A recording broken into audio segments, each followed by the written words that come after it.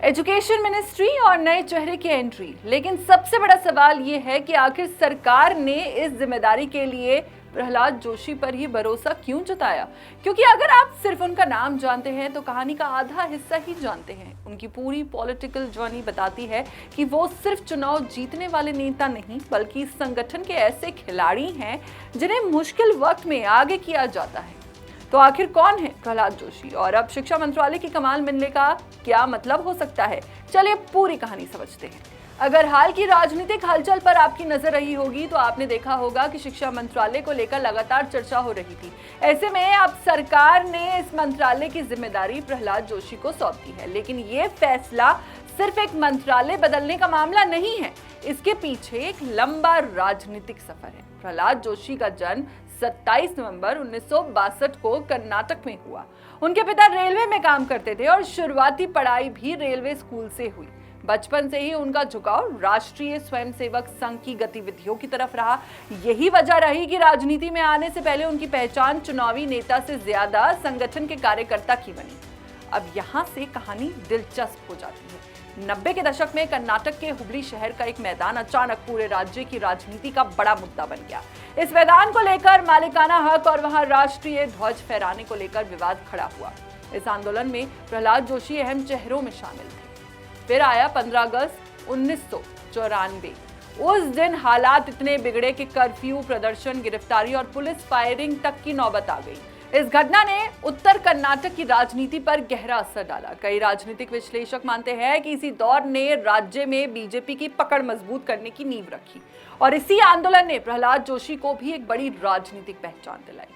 यहीं से उनका सफर धीरे धीरे चुनावी राजनीति की तरफ बढ़ा। 2004 में उन्होंने पहली बार धारवाड़ लोकसभा सीट से जीत दर्ज की और इसके बाद जो सिलसिला शुरू हुआ वो लगातार जारी रहा। 2009, 2014, 2019 और फिर 2024 यानी लगातार 5 बार संसद पहुंचे। इतनी लगातार जीत किसी भी नेता की संगठन क्षमता और स्थानीय पकड़ दोनों को दिखाती है। लेकिन उनकी सबसे बड़ी ताकत सिर्फ चुनाव जीतना नहीं मानी जाती। पार्टी के अंदर उनकी पहचान एक ऐसे नेता की रही है जिन्हें मुश्किल हालात संभालने के लिए आगे किया जाता है। जब कर्नाटक बीजेपी अंदरूनी चुनौतियों से जूझ रही थी तब उन्हें प्रदेश अध्यक्ष बनाया गया।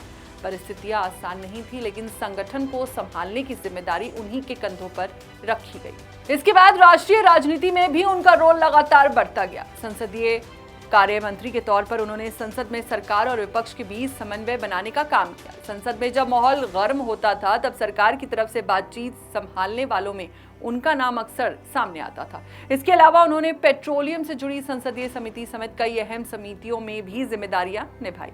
2024 में उन्होंने उपभोक्ता मामले, खाद्य एवं सार्वजनिक वितरण और नवीन एवं नवीकरणीय ऊर्जा जैसे बड़े मंत्रालयों की जिम्मेदारी भी मिली। लेकिन अब जो जिम्मेदारी उनके पास आई है वो अलग तरह की है। शिक्षा मंत्रालय ऐसा विभाग है जिसके फैसलों का असर सीधे करोड़ों छात्रों, शिक्षकों और पूरे शिक्षा के तंत्र पर पड़ता है। नई शिक्षा नीति से लेकर उच्च शिक्षा, स्कूल एजुकेशन, डिजिटल लर्निंग और प्रतियोगी परीक्षाओं तक हर फैसले पर लोगों की नजर रहती है। और दिलचस्प बात यह भी है कि इससे पहले प्रहलाद जोशी ने शिक्षा क्षेत्र से जुड़ा कोई केंद्रीय मंत्रालय नहीं संभाला था। इसीलिए अब सबकी नजर इस बात पर होगी कि वो इस नई भूमिका में किस तरह की प्राथमिकताएं तय करते हैं और आगे क्या फैसले लेते हैं। अगर उनकी निजी जिंदगी की बात करें तो राजनीति से बाहर उनकी कुछ अलग ही पसंद है। उन्हें हिंदुस्तानी शास्त्रीय संगीत सुनना पसंद है और खाली समय में शतरंज खेलना भी अच्छा लगता है। यानी राजनीति की भागदौड़ के बीच भी उनकी रुचियां काफी अलग है। तो कुल मिलाकर प्रहलाद जोशी का सफर एक ऐसे कार्यकर्ता से शुरू हुआ जिसने संगठन में काम किया, आंदोलन का हिस्सा बना और फिर लगातार चुनाव जीतते हुए केंद्र सरकार के भरोसेमंद नेताओं में जगह बनाई। और अब उनके सामने देश के सबसे अहम मंत्रालयों में से एक की जिम्मेदारी है। और सबसे बड़ा सवाल यही रहेगा कि शिक्षा मंत्रालय में उनकी पहली बड़ी प्राथमिकता क्या होगी? क्या छात्रों से जुड़े मुद्दों पर कोई बड़ा फैसला देखने को मिलेगा या फिर मौजूदा नीतियों को ही नई रफ्तार मिलेगी?